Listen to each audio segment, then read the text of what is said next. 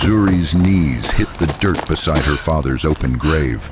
Her husband didn't even look back. He was already helping his mistress into the car. His mother handed the woman Zuri's purse. What none of them understood was simple. The man in that coffin owned everything they were racing toward, and he had left it all to her. The cemetery was quiet that morning, too quiet for a burial, the kind of silence that makes you feel like even the wind knows something terrible is about to happen. And it did. Zuri Okafor Mitchell stood at the edge of her father's open grave, wearing a plain black dress she'd bought from a thrift store 3 years ago. No jewelry, no makeup. Her eyes were swollen from 5 straight days of crying, and her hands trembled as she clutched a small brown leather envelope against her chest. She had carried it with her every day since her father placed it in her palm 2 weeks before he died. She hadn't opened it. He told her not to, not until the world showed her its true face. She didn't know that today would be the day. Her husband, Derek Mitchell, stood 6 feet away from her, but it might as well have been 6 miles. He wasn't looking at Zuri. He wasn't looking at the casket. His eyes were on his phone, and his left hand rested on the lower back of a woman named Celeste Monroe, who had no business being at this funeral but had shown up anyway in a fitted black dress and heels that sank into the cemetery grass like she was walking a runway instead of mourning ground. Derek's mother, Lorraine Mitchell, stood on his other side. She wore dark sunglasses, not because the sun was bright, but because she didn't want anyone to see her dry eyes. Lorraine had never liked Zuri. From the day Derek brought her home, Lorraine had made it her personal mission to remind Zuri that she was not enough, not pretty enough, not ambitious enough, not worthy of the Mitchell name, which, ironically, carried no weight outside a 2-mile radius of their block. The pastor finished the prayer. A few neighbors from Zuri's father's old neighborhood dabbed their eyes. A woman named Mrs. Etta, who used to bring Elijah sweet potato pie on Sundays, pressed her hand to her mouth and wept quietly. These were the people who knew Elijah. These were the people who loved him, and not one of them understood why the man's own son-in-law was standing with his arm around another woman at the graveside. Zuri stepped forward to touch the casket one last time. Her fingers brushed the dark wood, and she whispered something no one else could hear. Something between a daughter and her father that belonged to no one else. Lorraine rolled her eyes. Derek checked his watch. The service ended. People began walking toward the parking area. Zuri moved slowly, still holding the envelope, her legs heavy like she was walking through water. She approached the black SUV Derek had driven. Celeste was already standing by the passenger door, laughing softly at something on her phone. Lorraine was climbing into the back seat. Zuri reached for the rear door handle. Derek stepped between her and the car. "There's no room," he said. No softness, no apology. Just 5 words that hit like 5 bullets. Zuri blinked. "Derek, I said there's no room. Celeste's riding with us. You can call somebody." Before Zuri could respond, Lorraine powered down the back window and tossed Zuri's purse onto the gravel. It landed at her feet, the clasp popping open, a few coins rolling into the dirt. A tube of lip balm Elijah had bought for Zuri at a gas station the last time she drove him to his appointment, rolled under the car and disappeared. "There you go, sweetheart," Lorraine said with a smile that wasn't a smile. "Call a cab. Or walk. The fresh air will do you good." Derek opened the passenger door for Celeste. She climbed in, adjusted the mirror, and didn't look at Zuri once. Derek walked around to the driver's side, got in, and started the engine.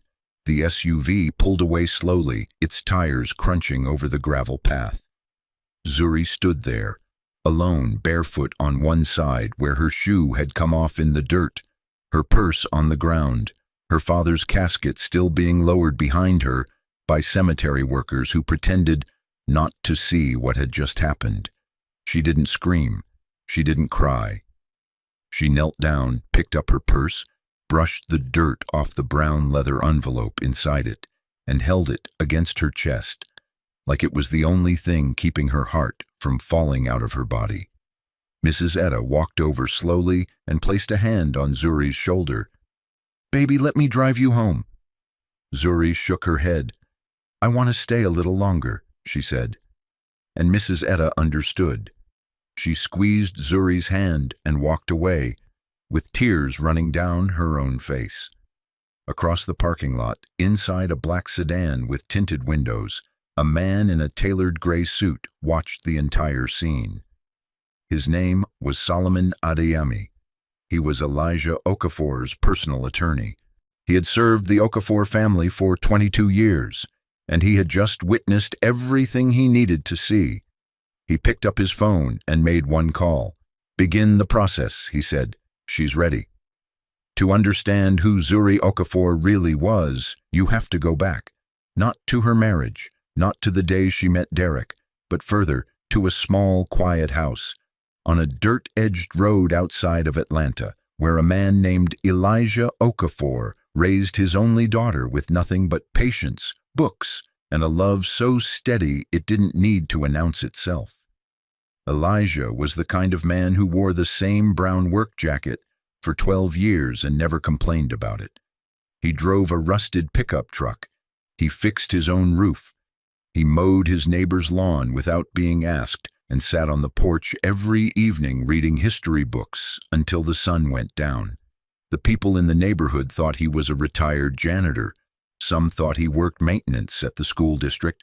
Nobody asked too many questions because Elijah never gave too many answers. But Elijah Okafor was none of those things. He was the sole founder and silent owner of Okafor Holdings, a multinational conglomerate spanning mining, energy, and technology across 3 continents. The company was valued at over $80 billion. It operated through layers of trusts, holding companies, and legal entities, so carefully structured that Elijah's name never appeared in a single public document. No photographs, no interviews, no magazine profiles. He had built one of the largest private fortunes in the Western Hemisphere and had done it without ever once stepping in front of a camera. And he had done it on purpose, because Elijah believed in one thing above all else, that wealth should never arrive before character. He had seen what money did to families, how it twisted love into competition, how it turned children into heirs instead of human beings, how it made people confuse what they owned with who they were. So when Zuri was born, he made a decision that most people would never understand. He chose to raise her without the money, not without love, not without education, but without the weight. Zuri grew up volunteering at shelters on weekends. She tutored younger kids at the library after school. She read everything her father put in front of her: history, poetry, philosophy. She wore hand-me-downs and packed her lunch in a brown paper bag and never once felt poor because her father had taught her that richness lived in how you treated people, not in what you carried in your wallet. On Sundays, they'd drive to the edge of the county in the old truck and sit in a field watching hawks circle overhead, and Elijah would tell her stories about the Okafor family, about resilience, about sacrifice, about the difference between being powerful and being good. The only clue that something larger existed was Solomon Adeyemi, who visited once a year. He arrived in a black car, wore expensive suits, and sat with Elijah in the back room for exactly 2 hours. Zuri was never allowed in during those visits. When she asked her father who Solomon was, Elijah simply said, "He's the man who keeps his promises." And there was the envelope, a brown leather envelope that Elijah kept in a locked drawer in his bedroom. Zuri had seen it once as a child when the drawer was left open. She reached for it, and Elijah gently took her hand and said, "Not yet, baby girl. That's for the day the world tries to tell you who you are. When that day comes, you open it, and you'll know exactly who you've always been." Zuri met Derek Mitchell in her second year of college. He was loud where she was quiet. He was ambitious where she was patient. He had the kind of confidence that filled up a room and made everyone in it feel like they were part of something important. Zuri fell in love with that energy. She mistook volume for strength. She confused ambition with character, and she married him 3 months after graduation, in a small ceremony her father attended, but did not speak at. Elijah sat in the front pew with his hands folded, and his eyes on Zuri the entire time, watching the way a man watches a ship leave the harbor, with love and worry in equal measure. Elijah never told Derek about the money. He asked Zuri not to either. "Let him love you for who you are," Elijah said. "If he can do that, then he deserves to stand beside you. If he can't, the envelope will tell you what comes next." Zuri honored that request. She never told Derek, not because she was hiding anything, but because she wanted to be loved without a price tag. She wanted to know that her husband chose her, not what she came from. That was her first mistake, not because the wish was wrong, but because Derek was. The marriage didn't fall apart overnight. It eroded, slowly, like water wearing down stone until there's nothing left but a hollow space where something solid used to be. Derek had taken a job as a mid-level sales manager at a logistics company downtown. It was a decent job, steady, respectable, enough to keep the lights on and put food on the table. But Derek didn't want decent. He wanted wealthy. He wanted the corner office with the floor-to-ceiling windows. He wanted the kind of life he saw on the internet: expensive cars, designer suits, vacations in places where people took photos of their food before eating it. And every month that passed without that life showing up, he got angrier. He stopped seeing what he had and started hating what he didn't. He started blaming Zuri. It started small. Comments about how she didn't dress well enough to go to his company dinners, how she didn't network with the right people, how she was too quiet, too soft, too simple. "You have no ambition," he told her one night while she was folding his laundry. "You're the reason we're stuck. I married down and I'm paying for it every day." Zuri absorbed it. She didn't argue. She had been raised by a man who taught her that silence was not weakness. It was patience. But Derek didn't see patience. He saw a woman he could push without consequences, and so he pushed harder. Then Lorraine moved in. Derek's mother had been living with a sister in Memphis, but after a falling out over money, always money, she showed up at their front door with 2 suitcases and an attitude that could curdle fresh milk. Derek didn't ask Zuri. He didn't discuss it. He just told her, "Mama's staying with us. Make up the guest room." Within 2 weeks, Lorraine had taken over the household. She rearranged the kitchen cabinets. She changed the grocery list. She criticized Zuri's cooking, her cleaning, her clothes, her hair, her posture, even the way she chewed her food. One evening, Lorraine sat at the dinner table and said, loud enough for the neighbors to hear through the open window, "I don't know what my son saw in you, honestly. You bring nothing to this family, nothing." Zuri set down her fork, looked at Derek, waited for him to say something, anything. And Derek looked at his plate and said nothing. That silence was louder than anything he'd ever said, because it told Zuri something she had been trying not to believe for years, that she was alone in this marriage, that the man sitting across from her had already left. He just hadn't moved out yet. Then came Celeste. Celeste Monroe showed up at Derek's office 8 months before Elijah died. She was a new hire in the marketing department, sharp-tongued, flashy, and fully aware of the effect she had on insecure men. She drove a leased car she couldn't afford. She wore designer labels with the price tag still tucked inside the collar. She posted photos from restaurants she only visited when someone else was paying. Everything about Celeste was a performance, and Derek bought a front-row ticket. The first week she smiled at him in the break room. It started with late nights at the office, then dinners Derek didn't come home from, then text messages he stopped hiding because he stopped caring whether Zuri saw them. And then, one Sunday morning, Celeste showed up at the house for brunch, invited by Lorraine. Zuri stood in her own kitchen and watched Celeste sit in her chair at her table, eat food Zuri had cooked with her own hands, and laugh with Lorraine like they'd been family for years. Derek poured Celeste a glass of orange juice.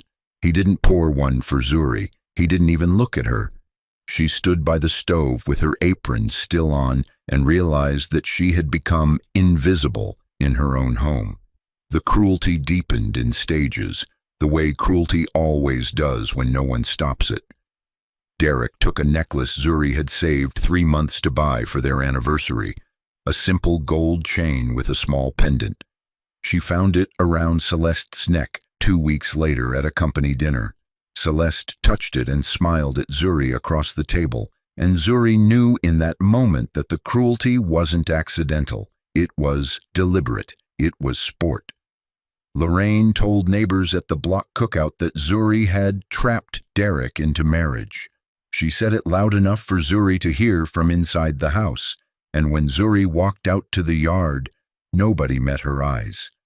Celeste began sleeping in the guest room on weekends. She used Zuri's bathroom. She wore Zuri's robe. She drank from Zuri's mug, the one Elijah had given her that said "baby girl" in faded letters. One evening, all 4 of them sat at the dinner table. Zuri had cooked for 2 hours, roasted chicken, collard greens, cornbread from scratch. Nobody thanked her. Celeste complimented Lorraine on the table setting as if Lorraine had done anything other than sit down. Derek was scrolling his phone, and then, without looking up, he said it, the sentence that would replay in Zuri's mind for months afterward. "Your father died broke, Zuri, just like you'll die, with nothing." Lorraine chuckled into her glass. Celeste smirked and looked away. And Zuri set down the serving spoon, pushed her chair back, and left the room without a word. She walked to the bathroom, closed the door, sat on the edge of the bathtub, and pressed the brown leather envelope against her stomach. She didn't cry. She had run out of tears weeks ago. Instead, something shifted inside her.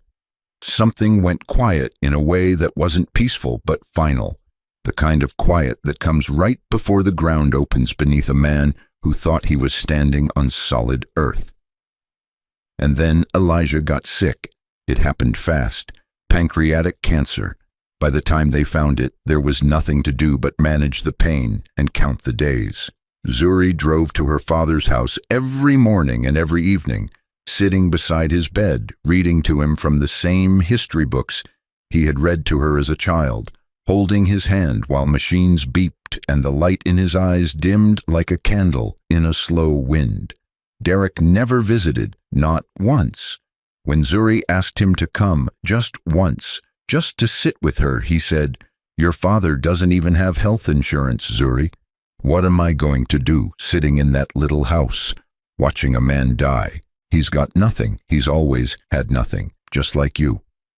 Zuri didn't respond to that. She picked up her car keys, drove to her father's house, and sat beside his bed until midnight. When she came home, Derek and Celeste were on the couch, watching a movie. Lorraine was in the kitchen eating leftovers that Zuri had cooked the night before.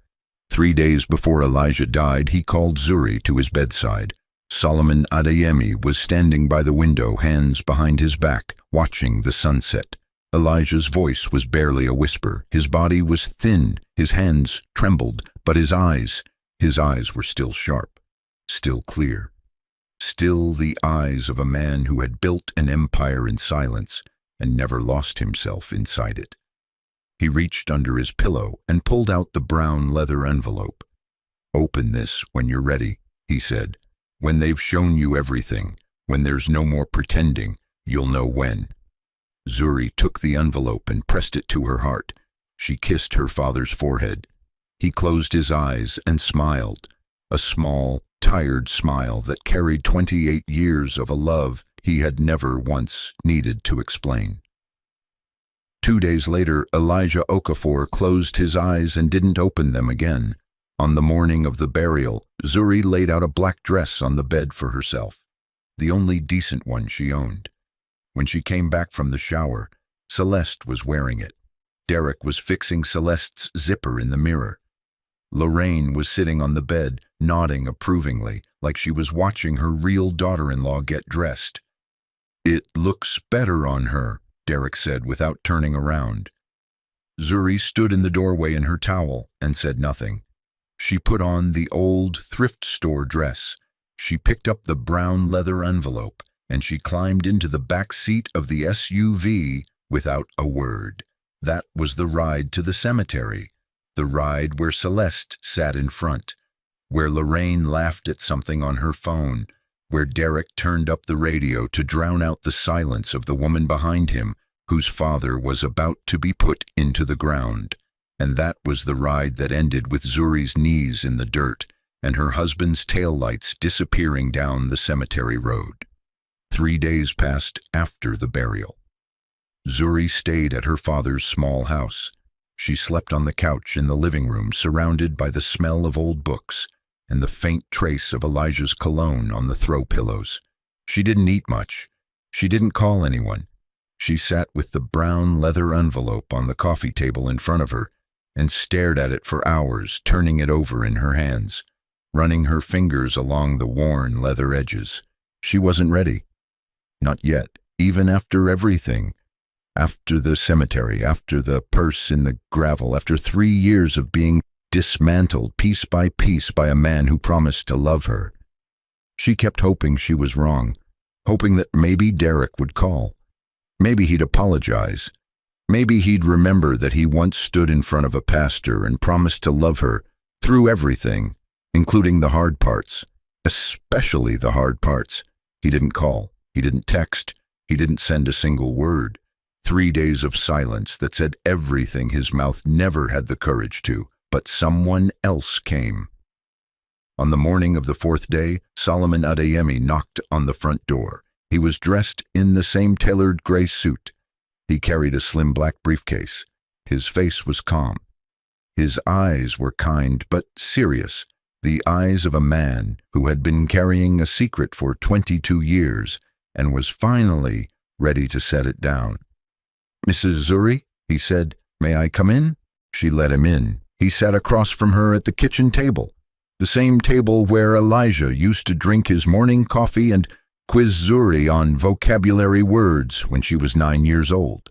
Solomon opened his briefcase and laid out 3 documents side by side. "Your father's will has cleared probate," he said. "As his sole biological heir, you are now the legal owner of Okafor Holdings.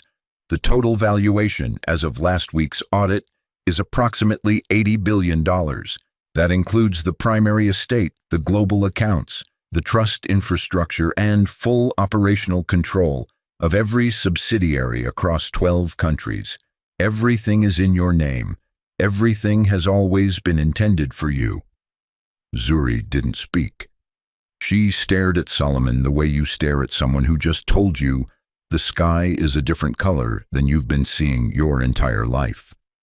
Solomon continued, "Your father also left specific instructions regarding access. No family member by marriage is to access the estate, the accounts, or any associated property." His exact words were. Solomon paused. He looked at Zuri with a tenderness that surprised even him. The look of a man who had watched a little girl become a woman and was now watching that woman become the person her father always knew she would be. His exact words were, "Let them show her who they are first, then let her decide who deserves to stand beside her." The room went still. Even the air seemed to stop moving. Zuri looked down at the brown leather envelope. She picked it up from the coffee table. Her hands were steady now, steadier than they had been in months. She slid her thumb under the flap and opened it for the first time. Inside was a single handwritten letter on cream-colored paper and a key. a heavy brass key with the Okafor family crest engraved on the handle. Two lions facing each other over a rising sun. The key to the Okafor estate, a 40-room mansion on 60 gated acres with gardens that stretched to the horizon and a driveway lined with oak trees that Elijah had planted 30 years ago. The letter read, "My dearest Zuri, if you are reading this, then two things have happened. I am gone, and they have shown you who they are. I am sorry for both, but I am not sorry for how I raised you. I gave you something no amount of money can buy. I gave you the ability to see people clearly. That is your inheritance before the inheritance. The money is just the rest. Use it wisely, use it gently, and never, ever let anyone make you forget that you were valuable long before the world found out. I love you, baby girl. Always have. Always will. Daddy." Zuri folded the letter, placed it back in the envelope. A single tear ran down her cheek, but she didn't wipe it away. She let it fall. It landed on the table right next to the key, and she watched it sit there like a small, clear jewel, catching the morning light. She looked at Solomon and said 5 words. "Take me to my father's house." She didn't pack a bag. She didn't look back at the couch where she'd slept for 3 nights, mourning a father who had loved her more than she ever knew. She didn't take anything from the life Derek had built around her like a cage. She walked out the front door, stepped into Solomon's black sedan, and they drove away in silence. Now, here is where the story turns, because while Zuri was sitting in that small house reading her father's letter, Derek was across town making the biggest mistake of his life, and he didn't even know it. A buddy of Derek's from the real estate world had called him that same morning. Word had spread in certain circles that the Okafor estate, a property most people didn't even know existed, was in some kind of legal transition. Derek heard the name Okafor and paused mid-bite of his breakfast. "Wait," he said. "Okafor, that was my wife's maiden name." His buddy laughed. "Small world. Anyway, it's a monster property, 60 acres, gated, private road, staff quarters. Whoever inherits that thing is sitting on a gold mine." Derek laughed it off. In his mind, the name Okafor meant nothing. Zuri's father was a nobody, a quiet old man in a small house with a rusty truck and a porch full of books. There was no way it was connected. The universe, he thought, was not that generous to women like Zuri. But that afternoon, because vanity never misses an opportunity, Derek drove Celeste out to the wealthy part of the county. He wanted to impress her. He wanted her to see the neighborhoods he dreamed of breaking into one day. They drove past mansions with stone gates and long driveways lined with old trees. And then they passed the Okafor estate. Derek slowed the car. He pointed through the windshield at the massive iron gate, the manicured hedges that rose 10 feet high, the long winding driveway that disappeared into the trees like a road to another world. "One day, baby," he said to Celeste, his voice soft with the kind of longing only broke men carry. "I'm gonna buy you something like that." Celeste smiled and squeezed his arm and said, "I know you will, babe." Neither of them knew. The woman Derek had thrown out of his car 3 days ago at a cemetery, the woman whose purse his mother had tossed into the gravel like garbage, already owned every brick, every gate, every tree, every blade of grass, every square inch of earth behind that fence. She owned it all, and she was inside those walls right now, sitting in her father's study, holding his letter, beginning the rest of her life. The news broke quietly at first. A local business journal ran a small article about the Okafor Holdings succession, a brief piece buried in the financial section that most people would have scrolled past, but a financial analyst at a national outlet picked it up, verified the numbers, and republished it with a headline that stopped the internet cold. Within 48 hours, Zuri Okafor's name was everywhere. The daughter of a silent billionaire, an $80 billion inheritance, the largest private wealth transfer in the state's history, and a story so dramatic it didn't even need embellishment. The truth was extraordinary enough on its own. Derek saw the article on his phone while sitting in his car during his lunch break. He read the name 3 times. Zuri Okafor, his wife, the woman he had told to her face at his own dinner table that her father died broke, the woman he had called worthless, the woman he had replaced with Celeste Monroe from the marketing department. His hands started shaking. His coffee went cold. He sat in that parking lot for 45 minutes reading every article he could find, and each one hit him like a brick to the chest. He called Zuri. The number had been disconnected. He called Solomon Adeyemi. The call went to voicemail. He called Zuri's cousins, her old college roommate, the woman from her father's neighborhood who used to bring sweet potato pie. No one answered. No one called back. It was as if the entire world had decided, all at once, that Derek Mitchell no longer existed. He drove to the Okafor estate the next morning before sunrise. He pulled up to the iron gate, the same gate he had pointed at, through the windshield 3 days earlier while making promises to Celeste, and pressed the intercom button. A voice answered, professional, calm, unimpressed. Name, please. Derek Mitchell. I'm Zuri's husband. A pause. Then, Mr. Mitchell, your name is not on the approved access list. I'm unable to grant entry. That's my wife in there. I have a right to... Sir, I'm going to have to ask you to leave the premises. This is private property. Derek sat in his car outside that gate for 4 hours. He came back the next day, and the next, and the day after that. Each time the answer was the same. His name was not on any list. He did not exist in the world Zuri had just entered. The gate didn't budge, the intercom didn't waver, and the driveway that stretched behind the iron bars looked longer every time he stared at it. On the 5th day, a security guard recorded Derek through the gate camera. He was pacing back and forth on the road, pulling at his collar, talking to himself, gesturing at the gate like it owed him something. The footage was leaked online by someone who worked the property. Within 12 hours, the video had over 1 million views. The internet gave it a name. They called it the Gate Tape. The comment section became a courtroom where Derek was tried, convicted, and sentenced by strangers who had never met him, but recognized exactly what he was, because they had seen men like him before, in their families, in their own homes, in their own mirrors. Lorraine tried a different approach. She reached out to old church friends, women she had known for decades, women she had stood beside in fellowship halls and choir stands and church parking lots. She asked them to pass a message to Zuri, to tell her that Lorraine was sorry, that it was all a misunderstanding, that family should forgive family, that blood was thicker than pride. Not one of them helped her. The same women Lorraine had stood with for years, trading whispers about Zuri's plain clothes and no ambition, and she doesn't even do her hair right. Those same women now looked at Lorraine and saw something they hadn't seen before, or maybe they had always seen it and finally decided it mattered.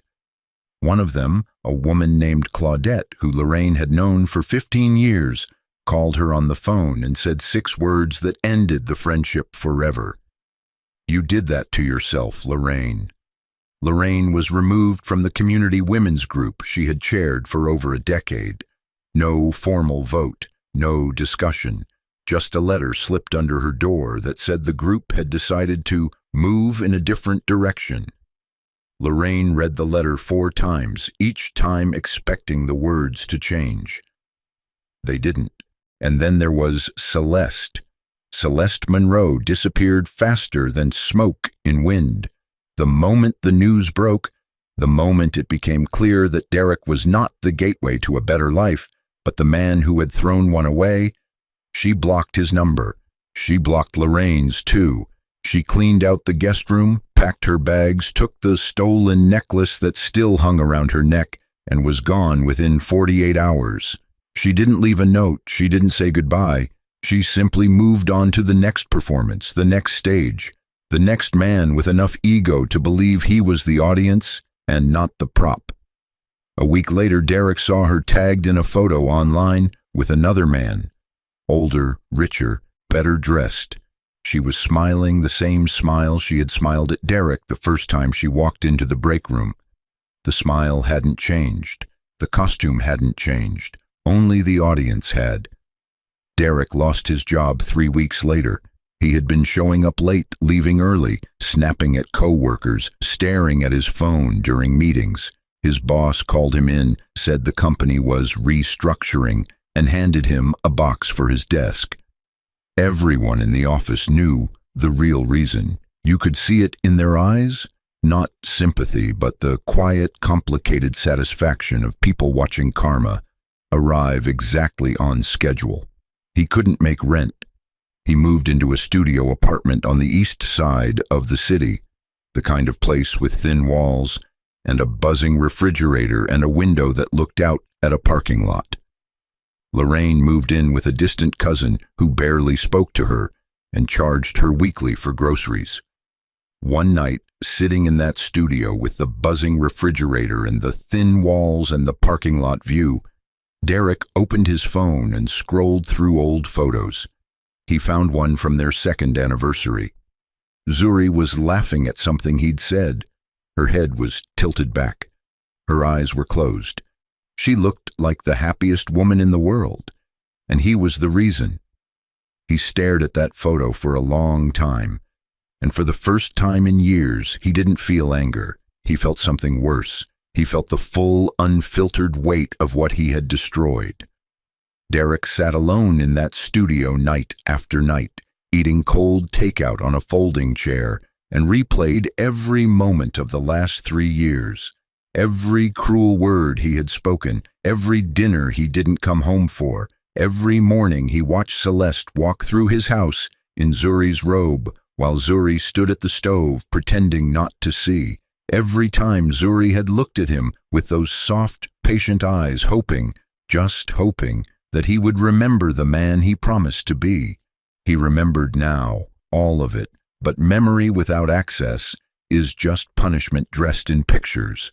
And that is exactly what it was. There is a particular kind of justice that doesn't need a courtroom.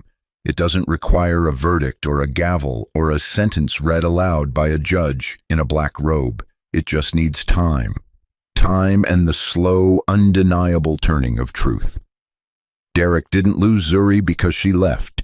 He lost her because he had been leaving every single day for years.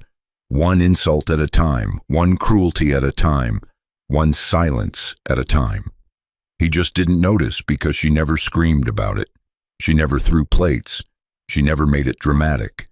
She simply stood still while he walked further and further away, and by the time he turned around, the distance was too great to cross. That is how betrayal works. It doesn't explode, it evaporates, and when it's finished, there is nothing left to hold. 6 months later, Zuri Okafor sat on the back porch of her father's estate at sunset. The sky was the color of warm honey, fading into deep violet, and the last light caught the tops of the magnolia trees Elijah had planted the year Zuri was born. The garden stretched out in every direction, manicured lawns, stone pathways, a fountain that whispered softly in the evening air. The estate was enormous, but it didn't feel cold. It felt like him, like his patience, like his quiet, unshakable, immovable love. Zuri wore a simple white dress. No designer label, no stylist, no entourage. Just a woman sitting in the place her father had built for her, long before she knew it existed, drinking tea from a ceramic mug and listening to the birds settle into the trees for the night. She had spent the last 6 months doing what Elijah would have wanted, what he had raised her to do. She established the Elijah Okafor Foundation, a non-profit dedicated to building schools. She didn't speak about Derek publicly, not once, not in interviews, not on social media, not to the journalists who parked outside the estate gates for weeks. hoping for a quote or a scandal or a single sentence they could turn into a headline. Zuri gave them nothing, not because she was hiding, but because some things don't need your words. They just need your silence. And Zuri's silence was louder than anything she could have said. Solomon Adeyemi visited once a week. They sat on the porch and drank tea and talked about the foundation, about Elijah's vision, about the future of Okafor Holdings, about what it means to carry a legacy built on character rather than noise. Solomon had known Elijah for 22 years. He had watched Zuri grow from a curious, barefoot little girl into a woman who carried her father's integrity like a lantern in a dark room. He never once doubted that the inheritance was in the right hands. "Your father told me something once," Solomon said during one of those porch visits, his teacup resting on his knee. He said, "The world will try to tell her she's small, but she's not small. She's just quiet, and one day her quiet is going to shake the ground." Zuri smiled. It was the first full smile she had given in months. Not because the pain was gone. Pain like that doesn't disappear. It just learns to sit in a different chair. But it had finally settled into a place where it could live without consuming her, where she could carry it and still walk forward. That evening, as the last light dipped below the tree line, Zuri walked through the garden alone. She followed a stone path that wound past the fountain, past a row of hedges, past the rose bushes. The groundskeeper told her Elijah had watered himself every Sunday morning for years. The path ended at a small wooden bench beneath an old oak tree.